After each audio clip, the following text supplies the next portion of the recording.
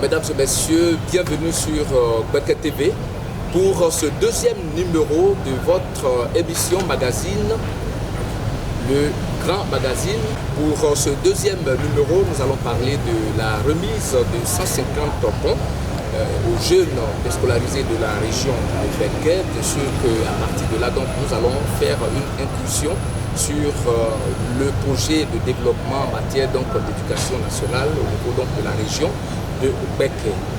Deuxièmement, nous allons donc aborder les journées du changement climatique et de l'écologie qui se sont passées ici dans le Bekke. C'était précisément à Eomi. C'était le vendredi 10 mai dernier. Bien sûr que nous parlerons d'une autre activité du Conseil régional de Bekke qui a été organisée à Landibonou, c'est dans le département de Botro, où des conseillers, j'allais dire le conseil régional, avec certains partenaires, se sont donc accordés pour sensibiliser la population de Landibonou sur la fistule obstétricale. Et l'agenda du président du conseil régional sera développé en ces grands points par un autre invité. Au fur et à mesure, donc, vous les verrez, n'est-ce pas, défiler sur notre plateau pour développer ces différents points que je viens de mentionner tantôt. Abordons tout de suite de plein pied, n'est-ce pas, ce magazine en parlant donc des activités du conseil régional. C'était donc le lundi 6 mai dernier, ici même au siège du conseil régional de Bekke. Monsieur le Président du Conseil régional remettait à la jeunesse de la région 150 ponts pour les remettre, ces jeunes-là, dans le circuit de l'éducation nationale, donc la formation, emploi de la jeunesse de Bekke. Pour en parler, je reçois M. Patrice Bourlan. Il est le directeur général de l'administration du Conseil régional de Bekke. Bonsoir, M. le directeur général. Bonsoir, Sylvain. Alors, le Bekke compte un peu plus de 700 villages. Quelle est la cartographie de l'école au niveau de cette belle région? Merci bien. Avant tout propos, je voudrais dire merci au président Assaouri Kouna Jacques qui a doté le conseil régional d'une télévision, TV Bekke, qui permet à nos étudiants de nous voir et de voir un peu l'action les actions qui sont menées sur le terrain. Et pour répondre à votre question, je dirais que je vais parler d'abord de la loi numéro 2003-2008 du 7 juillet 2003 portant transfert et répartition des compétences de l'État aux collectivités territoriales. Cette loi s'appuie sur des principes de subsidiarité, des principes d'égalité des collectivités en matière d'éducation. Et donc le principe de subsidiarité voudrait bien que en matière d'éducation, tout ce qui peut être fait à l'échelon inférieur soit transféré aux collectivités, en l'occurrence le conseil régional et les maires et les communes, et ce qui ne peut pas être exécuté, transféré à l'échelon supérieur. Et c'est dans ce cadre-là que nous avons d'abord le président, lorsqu'il a pris fonction au conseil régional de Bekke en octobre 2023, nous a instruit à faire l'état des lieux en matière d'éducation. Il faut dire que le tableau n'est pas reluisant, pas du tout reluisant, parce que pendant près de 3 années, nous n'avons pas investi dans le Bekke en matière d'éducation. Et donc nous avons sillonné les 771 villages de la région de Bekke. Nous avons vu qu'il y a encore des écoles boutiques, des écoles en paille, des écoles qui sont en ruine. Et donc nous avons fait le compte rendu à monsieur le président et qui donc a pris, je dirais, la mesure du désastre et ce qui l'a amené à poser des actions. Les actions, je dirais, je vais en citer pêle-mêle. Et vous verrez qu'il y a eu tout récemment au niveau du Bekke, de la ville de Bekke même, une catastrophe. Il y a l'école La Pouponnière, un pan de La Pouponnière a cédé et nous avons été interpellés. Rapidement, le président a dépêché, je dirais, le service technique est allé faire l'état des lieux et automatiquement il a mis en place, il a mis en route un entrepreneur qui a commencé les travaux. Il faut dire que en matière d'éducation également, on va dans les écoles primaires déjà. Il a construit beaucoup d'écoles primaires, il a réhabilité beaucoup d'écoles primaires dans la région de Gbeke et il continue. Et il faut dire que les moyens ne sont pas vraiment assez conséquents pour pouvoir faire face aux nombreux besoins du Gbeke. Tout de même, il y a du travail qui se fait. Et je vous dirais encore en matière d'éducation au niveau secondaire, on a construit des collèges de proximité, que je vais citer pêle-mêle aussi, à Yablassou, à Fumbansou, à Anoufé-Bonou, Tozoumé et j'en passe. Il a aussi permis de construire, parce qu'il faut dire qu'il y a beaucoup d'écoles à Boaké et qui ont été transformées en lycée. Oui. Je veux parler du lycée et du collège ancien CGTCF qui est devenu lycée moderne TCF. Il y a l'ancien Martin Luther King qui est devenu lycée moderne Luther King. Donc tous ces établissements-là n'ont connu aucune construction. Donc il a permis de construire des bâtiments pour accueillir les élèves du secondaire. D'accord. Alors, vous aurez la parole tout à l'heure, mais on aurait dit que le conseil régional s'intéresserait seulement au secondaire. Vous citez bien là des écoles primaires dans des localités. Alors, pourquoi cet intérêt pour l'école primaire? J'allais dire, vous n'oubliez pas bien sûr le secondaire, mais pourquoi cet intérêt pour les écoles primaires qui devraient être dévolues à des maires qui sont dans ces départements ou à d'autres projets? Bon, merci bien Sylvanus. Il faut dire que, comme je le disais, j'ai cité une loi tout à l'heure, la loi portant transfert et répartition des compétences. Donc il y a des écoles qui sont dans le périmètre communal qui sont dévolues aux communes. Maintenant, en dehors du périmètre communal, les écoles qui se trouvent dans tous les départements de la région de Gbeke sont du ressort du conseil régional. C'est en ce sens que nous construisons des écoles primaires dans les villages qui ne sont pas dans le périmètre communal. Et nous avons remarqué, les gens disent souvent, ils ont tendance à dire que dans les écoles, maintenant, les enseignants ont une prime de logement. Mais il faut dire quand vous allez au fin fond de nos départements, où des villages, même les villageois, les populations même n'ont pas de maison décente pour pouvoir se loger.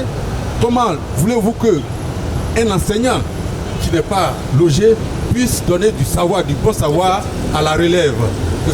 Voilà. Donc le conseil construit également des logements sociaux pour les maîtres. D'accord. Alors nous voyons que le président du conseil régional a la main très large parce que la région de Gbeke est large, bien évidemment.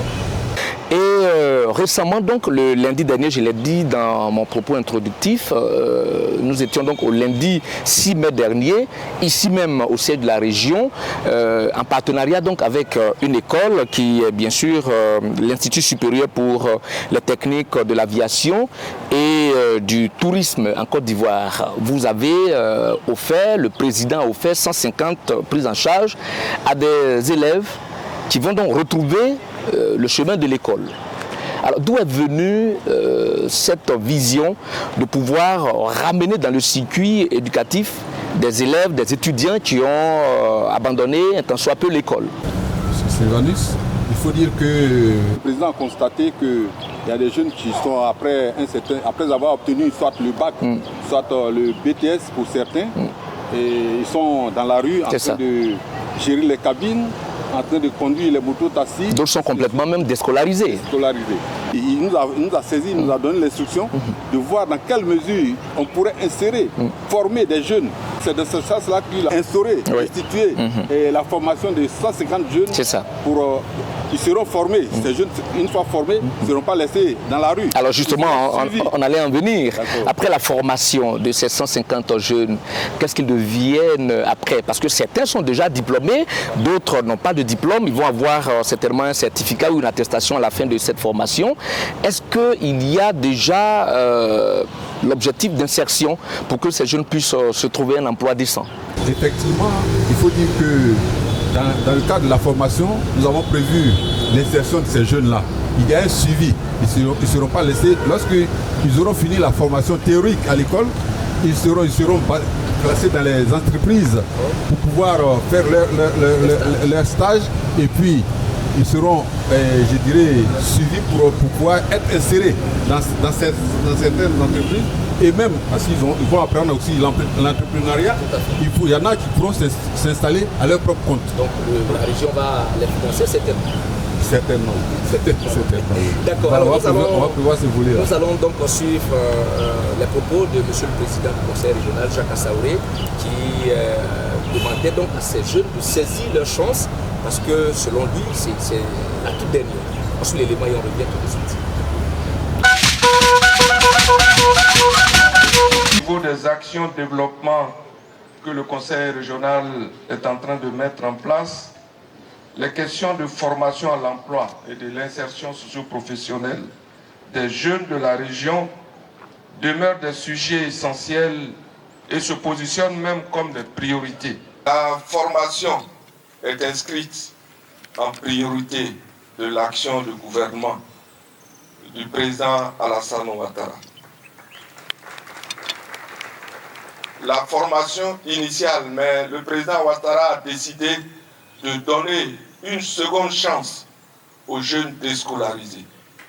Et faisant écho à cette volonté, nous avons décidé de récupérer les jeunes déscolarisés et de leur donner encore une seconde chance.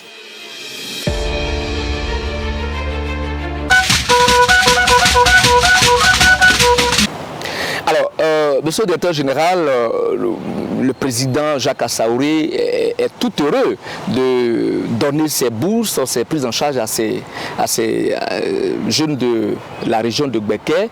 Et il dit là que ceux-ci doivent saisir leur chance. Alors, est-ce qu'on doit entendre par là que les jeunes se laissent aller à de la paresse quelquefois? Il faut dire que la région de Gbeke vient de loin. Vous savez, la crise a pris racine dans le Gbeke. La crise a pris racine dans le Gbeke. Les jeunes ont été formés, il y en a qui ont été formés. Et vous savez, quand c'est comme ça, quand vous êtes formé, puis vous ne savez pas, vous n'avez pas de repères, vous êtes laissé pour aller. Et puis donc, il y en a qui se sont laissés aller à l'oisiveté. C'est assombri, mais c'est pour eux.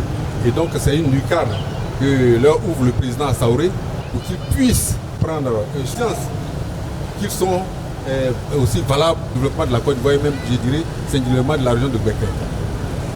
Alors c'est tellement qu'au cours de cette cérémonie, ou même bien avant, lorsqu'ils ont été contactés pour bénéficier de ces prises en charge, ils ont commencé à prendre conscience. Nous allons écouter leur porte-parole qui dit là qu'ils étaient dans des emplois précaires, des vigiles, des vendeurs à la sauvette, et c'est une chance inouïe pour eux de saisir cette occasion. On l'écoute et puis on revient sur le plateau. Ce programme de formation et d'insertion professionnelle avec des bourses d'études exceptionnelles, initié par le Conseil régional de Gbeke, dont vous, honorable Jacques Assaouré Kona, êtes le président et l'Institut supérieur pour les techniques de l'aviation et du tourisme de Côte d'Ivoire, en abrégé ISTATSI, vient comme pour donner une seconde et dernière chance pour la majorité d'entre nous, encore répétiteurs de cours à domicile, vigiles, vendeurs à la sauvette, chauffeurs de moto-taxi, techniciens de surface et j'en passe. Bravo et merci à vous, Monsieur le Président, et à tous vos collaborateurs pour l'opportunité exceptionnelle que vous nous donnez à chacun d'entre nous de réaliser son plus grand rêve.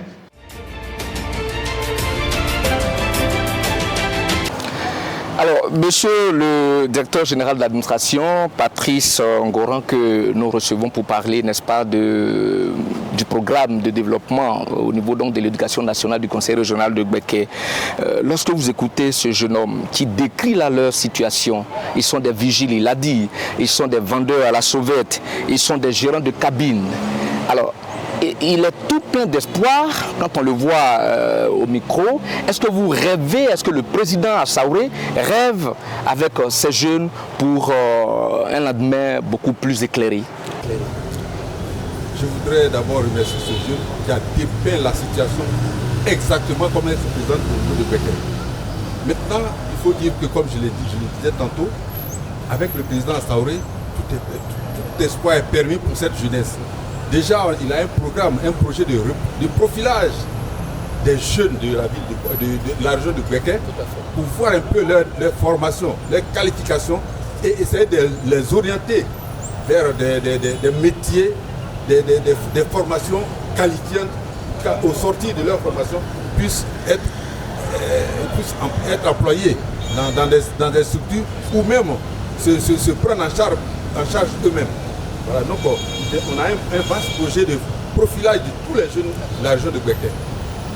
Pour voir un peu, comme il a décrit tout à l'heure, pour voir dans quelle mesure on va voir un peu chaque compétence, qu'est-ce que chacun a dans sa compétence, qu'on puisse l'aider à s'insérer dans le tissu social. Merci beaucoup. Monsieur Patrice Ngoran, je rappelle que vous êtes le directeur de l'administration du Conseil régional de Gbeke et avec vous, nous parcourions un peu le programme de développement du ministre, le président du Conseil régional de Gbeke, Jacques Assaouré, au niveau donc de l'éducation nationale. En tout cas, l'espoir est permis pour ces centaines de jeunes et on espère donc qu'une autre génération donc va les suivre pour pouvoir bénéficier de ce programme d'insertion des jeunes de Gbeke qu'initie le président Jacques Assaouré, bien sûr avec son conseil régional.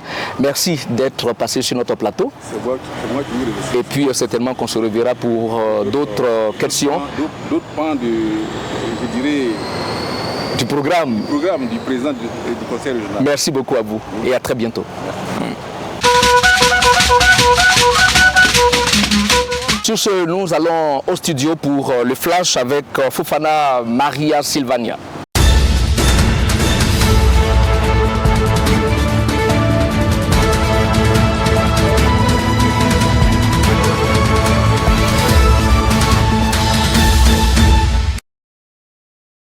Merci Sylvanus Quadio. 3 grands axes vont meubler ce flash. Hommage au président de la République, Alassane Ouattara. La région de Gbeke se mobilise pour rendre un hommage au président de la République, son Excellence Alassane Ouattara, pour ses nombreuses actions de développement. Jacques Assaouré Konan, ministre de l'Environnement, du Développement durable et de la Transition écologique, président du Conseil régional de Gbeke, a en sa qualité de président du comité d'organisation porté cette nouvelle aux fils et filles de la région le vendredi 17 mai dernier à la salle Félix Houphouët-Boigny du district autonome d'Abidjan Plateau.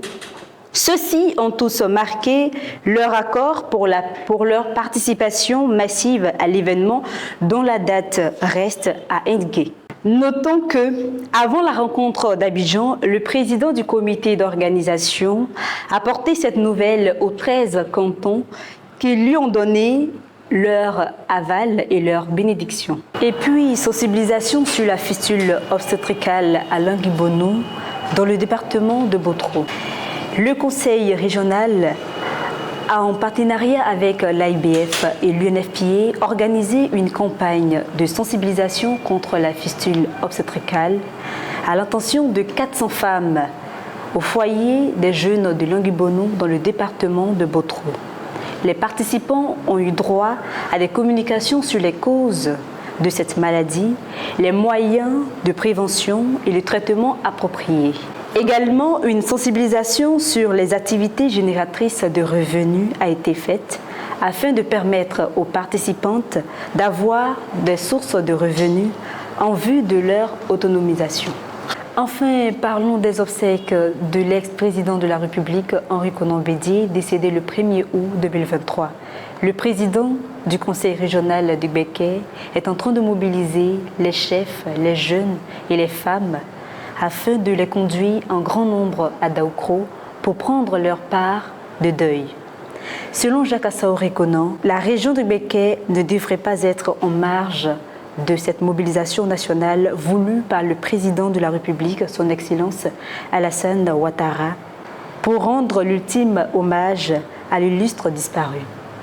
Le président Henri Konan Bédié sera inhumé le samedi 1er juin 2024 à Près-Pressou, son village natal, dans l'intimité familiale. C'est sur ce point que prend fin ce flash. Retrouvez Sylvanus Quadio et ses invités.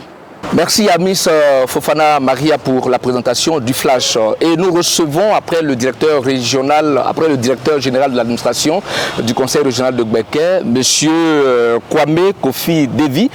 Il est le directeur régional de l'environnement, du développement durable et de la transition écologique.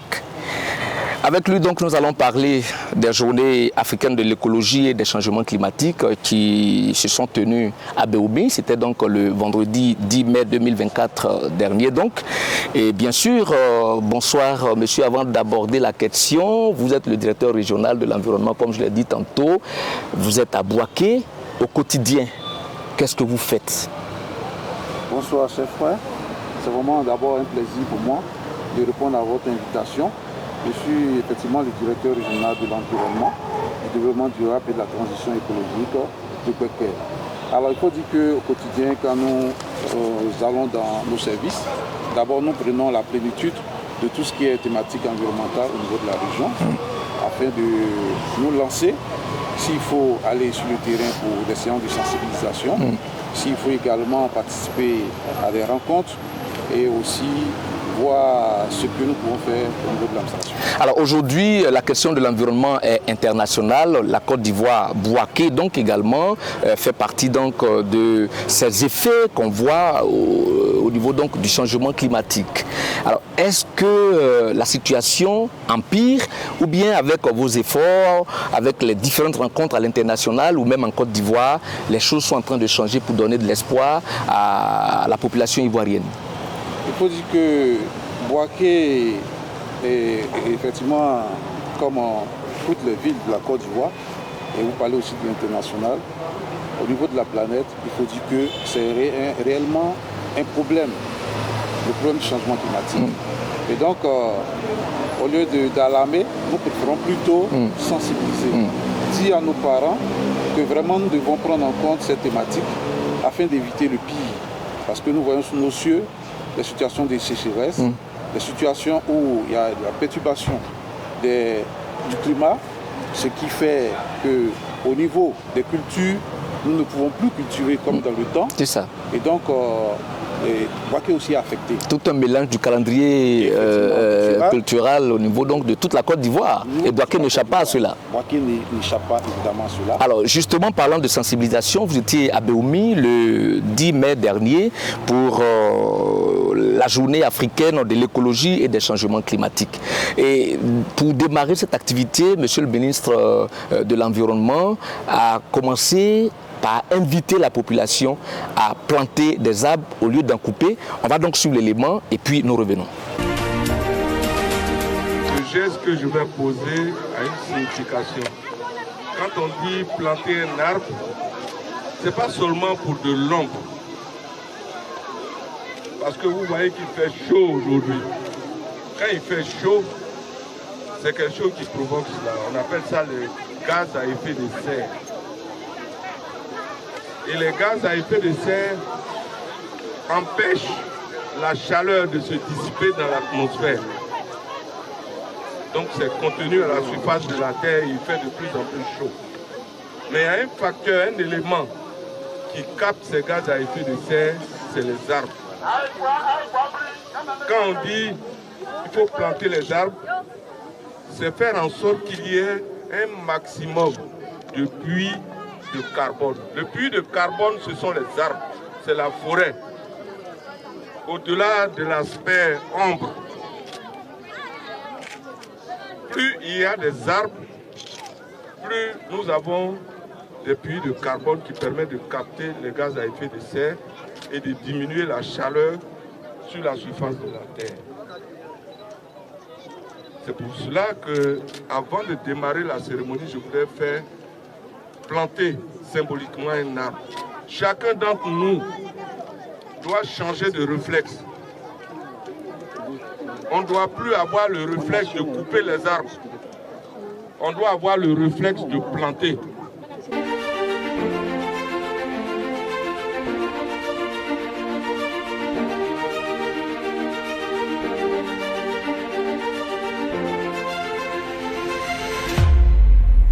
Alors, monsieur le directeur régional, monsieur le ministre retrace une réalité. En Afrique, nous avons plutôt propension à couper les arbres que d'implanter, à part peut-être le cacao, le café qui sont des arbres mais qui apportent de l'argent. On a vite fait de couper un iroko, on a vite fait de couper un samba et ainsi de suite pour détruire tout simplement ce que Dieu nous a donné qui nous fait du bien.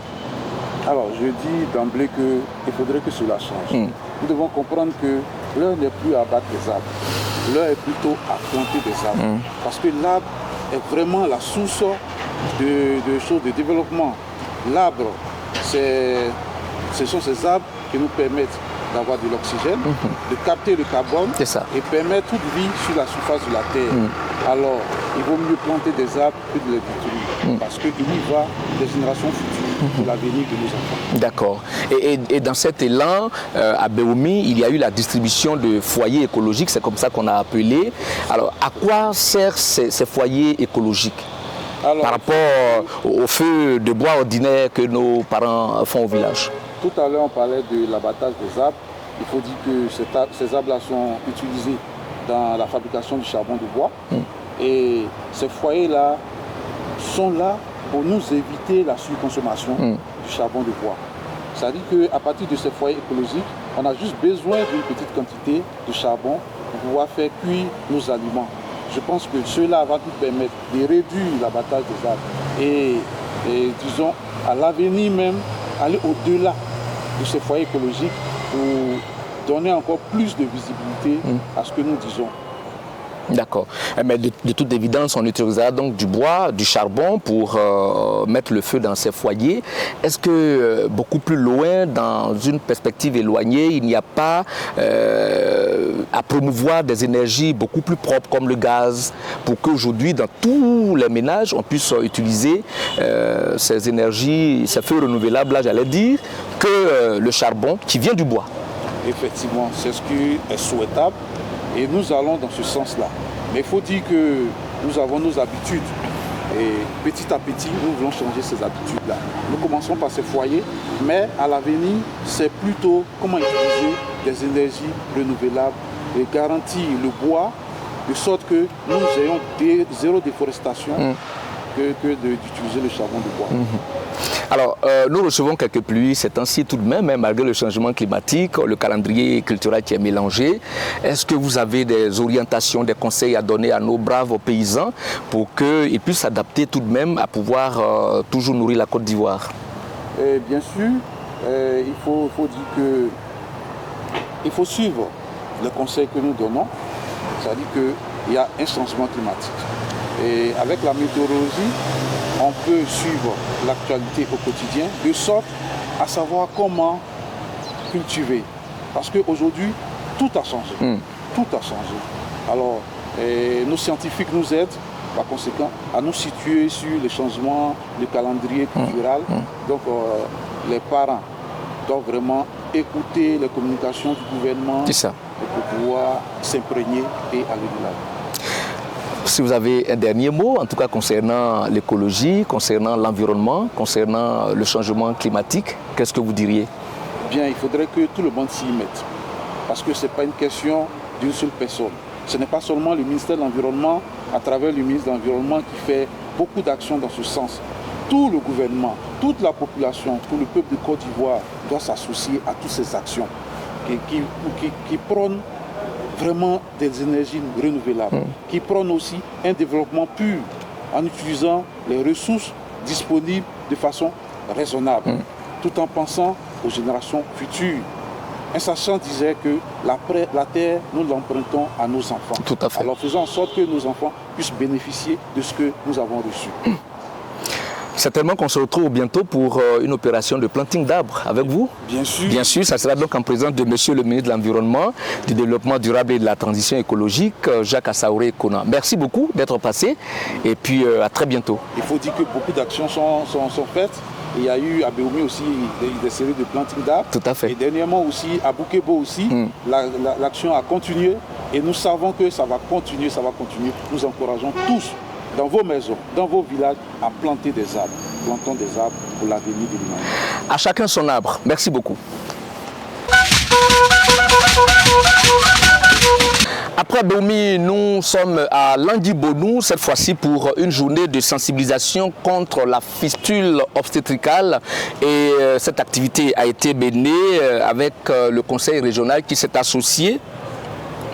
Les partenaires comme l'Association ivoirienne pour le bien-être familial, l'IBF, et le Fonds des Nations Unies pour la population, l'UNFPA. Pour lutter contre cette maladie qui est beaucoup cartographiée, qui est beaucoup donc photographiée au niveau donc des femmes, j'allais dire. Madame Balo, je me tourne tout de suite vers vous. Vous avez représenté le président du conseil régional, vous Balo Aramatou, au même titre que Dr Kouyaté Aboubakar. Alors, c'est une maladie qui est attribuée ou qui est tout de suite dite maladie des femmes et même maladie de la honte. Madame Balo, quand on parle de fistule obstétricale, dans un langage simple pour nos mamans de Landibonou qui nous écoutent, comment on peut la définir? Merci, M. Sylvanus. Il faut dire que la fistule obstétricale, c'est, comme M. Sylvanus l'a dit, c'est une maladie de la honte pour les mamans. Et je veux dire que c'est une maladie comme toute autre maladie. La fistule, c'est une maladie qui se soigne et qui se guérit. Se manifeste par des écoulements d'urine sur le corps de la femme sans qu'elle ne sache. D'accord. D'accord. Alors, ça peut être dû à quoi? C'est dû, il y a plusieurs facteurs. D'abord, on parle de l'excision de la jeune fille. D'accord. Et puis le mariage précoce et le travail. Dans nos villages, quand les femmes sont en travail, les mamans sur place, et puis si elles ne vont pas à l'hôpital, elles disent non. Vous voulez parler de quand elles vont à l'accouchement? À l'accouchement. On va attendre un peu, il faut qu'elles souffrent un peu. Tout ça là, c'est cause de fistule. Parce que quand la femme souffre beaucoup, quand elle arrive au centre de santé, elle est déjà fatiguée. Donc ça fait que la paroi urinaire là, prend déjà un coup. D'accord.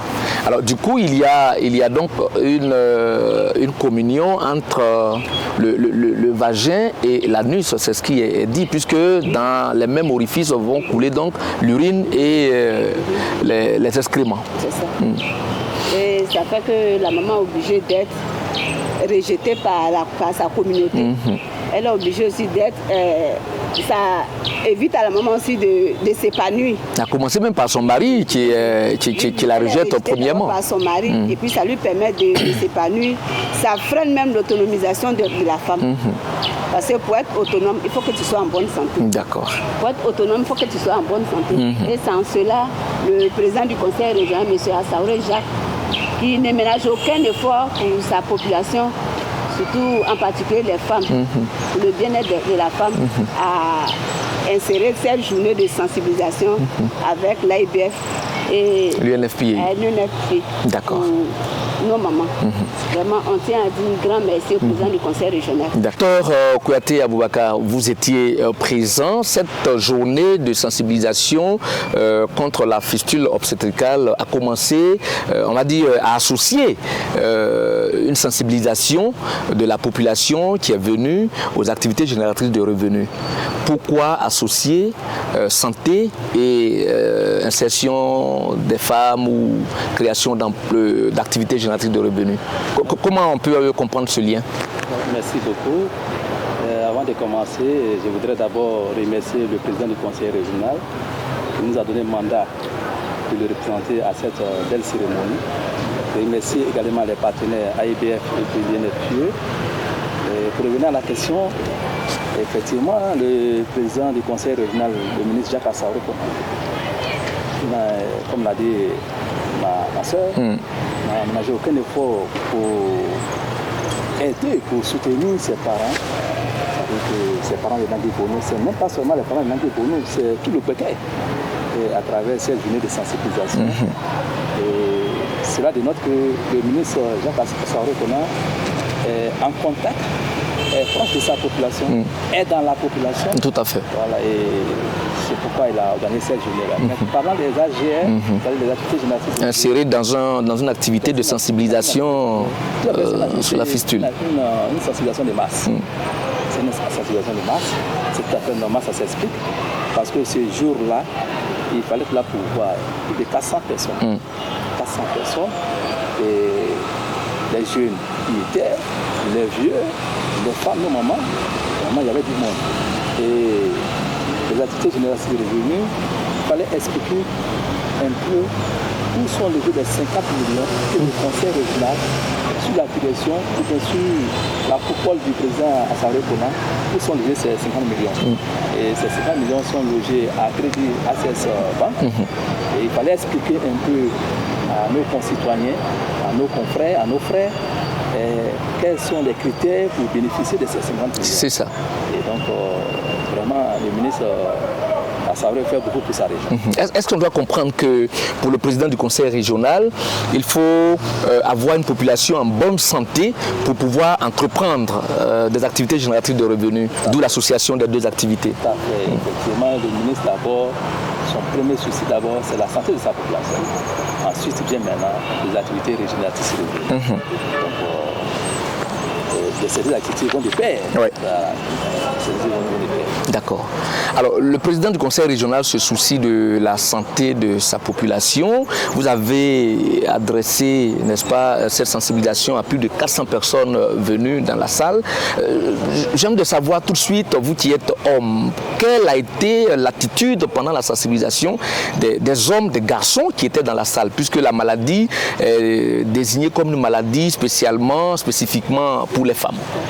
Il faut dire qu'en toute honnêteté, les hommes qui étaient dans la salle, à la sortie, vraiment, ils ont eu un coup de foi. Et ils ont eu un coup de foi parce qu'ils ne pouvaient pas imaginer que cette maladie aussi grave pouvait avoir un remède. Et les partenaires, l'AIBF et l'INFPE a assuré ces hommes et ces femmes-là pour dire que désormais, si vous souffrez du mal, c'est-à-dire que la fissure vaginale, n'hésitez pas un instant à saisir le président du conseil régional ou bien les élus locaux qui sont dans vos localités, de sorte que vous puissiez bénéficier d'une prise en charge.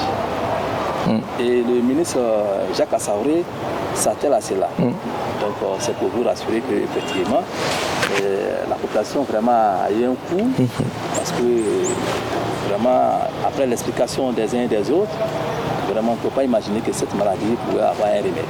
Bien à Madame Balo, vous qui êtes femme, dans cette salle, j'imagine que les femmes étaient plus nombreuses que les hommes. Quelle était leur attitude? Nous avons vu avec Dr Kouyaté comment les hommes se sont comportés. Est-ce que les femmes étaient captivées par ce message que vous avez véhiculé et quel engagement elles prennent? Parce qu'on parle de maladie de la honte. Quelquefois, elles ont la maladie et elles se cachent pour mourir à petit feu. Est-ce qu'à partir de là, il y a eu un éveil au niveau donc de vos sœurs? Oui, merci M. Sylvanus. Il faut dire que dans la salle, les femmes étaient très contentes de la sensibilisation. Parce que la maladie fistule, elles n'ont pas entendu parler de ça. Pour elles, quand une femme urine, quand l'urine sort d'une femme, soit c'est la sorcellerie. Donc il a fallu qu'on aille là-bas avec l'AIBF pour faire la projection, pour qu'elle sache que cette maladie est une maladie grave et c'est une maladie qui se soigne et qui se guérit. Et c'est une maladie aussi qui se guérit tellement vite que après la guérison, vous avez un fonds du conseil régional. Le conseil régional du Béquet qui est mis à la disposition de la femme qui est déjà bien traitée pour reprendre son activité de génératrice de revenus. C'est ça. Donc il faut dire que les femmes ont apprécié même l'activité. Elles ont souhaité même qu'on revienne encore pour d'autres sensibilisations sur d'autres maladies. D'accord. Alors la Côte d'Ivoire solidaire est ici matérialisée par le président du conseil régional qui s'occupe de ces femmes, qui entend bien s'occuper de ces femmes qui souffrent de la fistule obstétricale. Est-ce que dans la perspective, vous projetez à suivre ces femmes-là pour qu'il n'y ait plus de fistule qui amène à la mort? Oui, tout à fait. C'est l'objectif même du conseil régional, à sensibiliser nos mamans. Après la sensibilisation, les suivre. Après le suivi, leur donner de l'argent pour s'insérer dans la vie active. Et ça ne va pas, on ne va pas s'arrêter là. On va les suivre jusqu'à ce que 99% de femmes du Becker soient autonomes. Ça, c'est le souhait du président du conseil régional et c'est notre souhait à tous. Et c'est tellement désormais zéro fistule dans la région de Becker. Oui, pourquoi pas. Et il faut dire que nous n'allons pas nous arrêter là. On compte mener même d'autres activités encore de sensibilisation sur la fistule dans d'autres localités dans le Becker. Et puis même dans la commune de Boaké. Alors on termine avec vous. Vous êtes femme. Adressez-vous à ces femmes concernant donc cette maladie qui est la fistule obstétricale afin que désormais elles ne puissent plus souffrir de cette maladie, elles ne puissent plus en mourir. D'accord, je tiens à dire merci à mes mamans.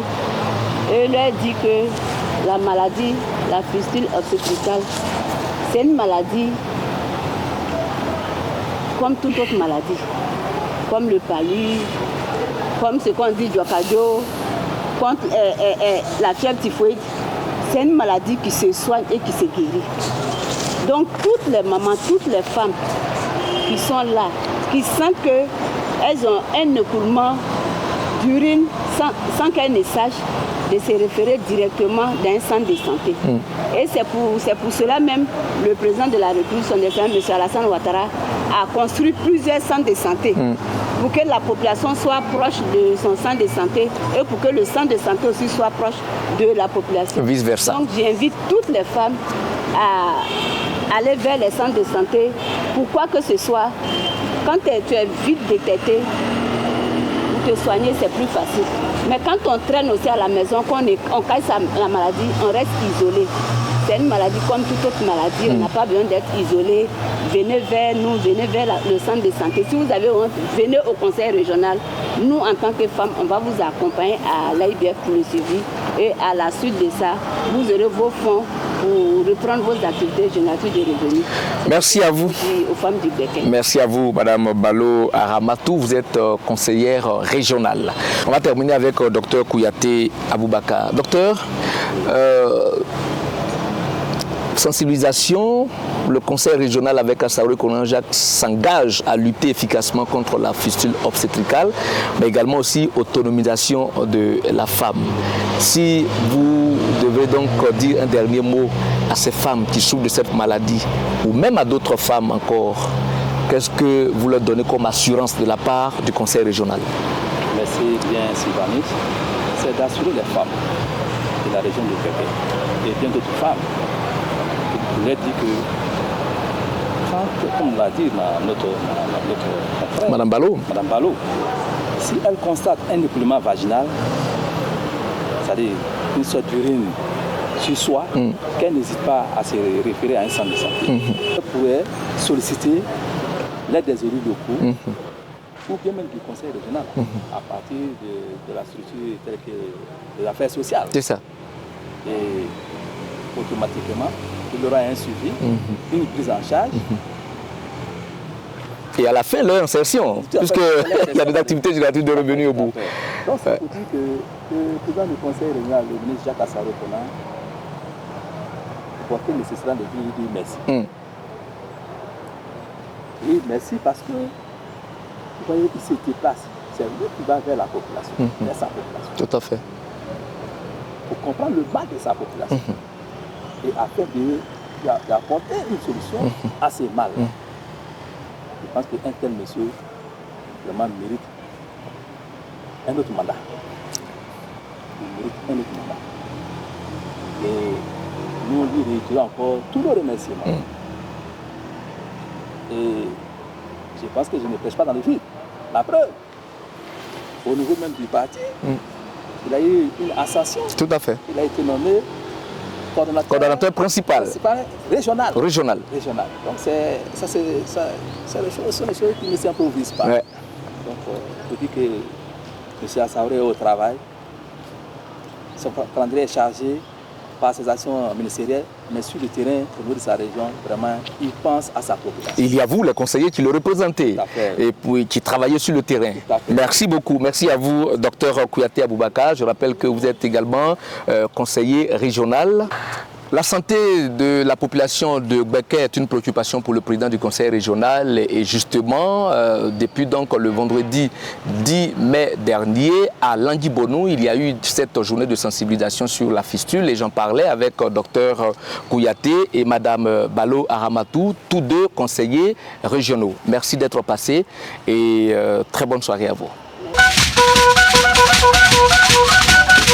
Mesdames, Messieurs, désormais dans le magazine du Gbeke, vous aurez cette rubrique-là qui est dénommée l'agenda de Jacques, qui va donc parler des grandes activités du président du conseil régional au niveau donc du Gbeke.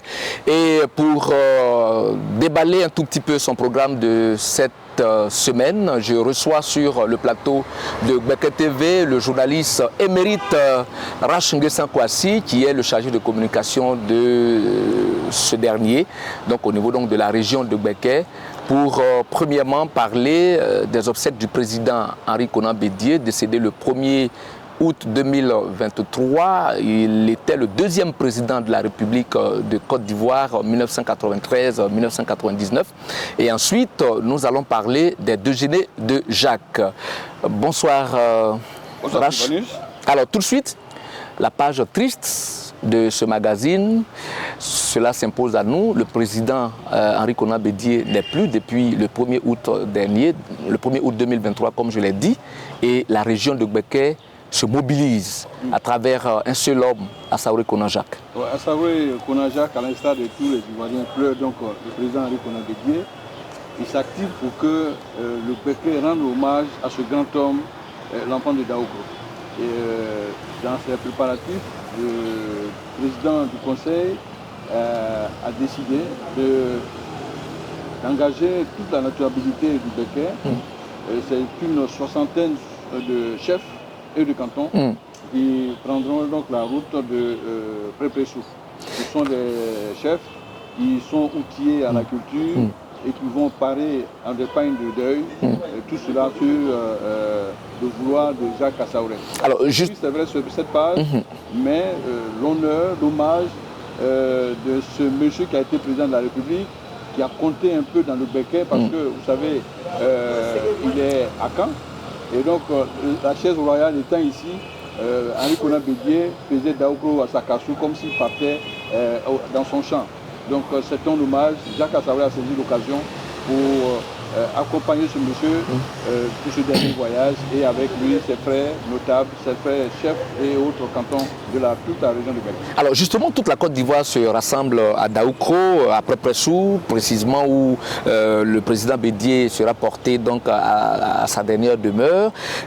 Dans cette foule, comment pourrait-on reconnaître la région de Gbeke? Oui, la région de Gbeke va être bien reconnue parce que il y a cet accoutrement que Jacques Assaouré a voulu. Tous nos chefs seront habillés. C'est vrai que ce n'est pas un accoutrement de fête, mais l'apparat s'impose avec bien sûr ce pain de deuil à l'effigie donc du défunt. Je pense qu'ils vont nous reconnaître. Pourquoi? Parce que c'est par délégation. Lorsqu'ils vont annoncer la délégation du Gbeke avec à sa tête nos chefs cantons, je pense que la région du Gbeke va se faire voir.